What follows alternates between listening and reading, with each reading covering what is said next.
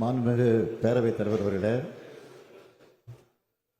பாரதிய ஜனதா கட்சியினுடைய தலைவராக பொறுப்பேற்றிருக்கக்கூடிய நயனா நாகேந்திரன் அவர்களுக்கு இன்று பிறந்த நாள்.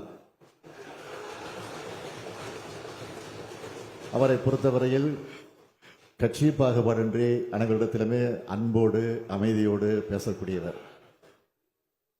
அவர் கோபமாக பேசி நான் இதுவரையில் பார்த்ததில்லை. எதிர்கட்சி வரிசையில் இருந்தாலும் அவர் விமர்சனங்கள் செய்கிற போது கூட பொறுமையாக அமைதியாகத்தான் பேசுவார். வெளிநடப்பு செய்கிற போது கூட சிரித்து கொண்டே யாருக்கும் எந்தவித கோபம் வராத வகையில் அணுகக்கூடியவர். அப்படிப்பட்ட ஒரு சிறந்த அரசியல்வாதியாக விளங்கி கொண்டிருக்கக்கூடியவர் 64 முடிந்து 65வது வயதில்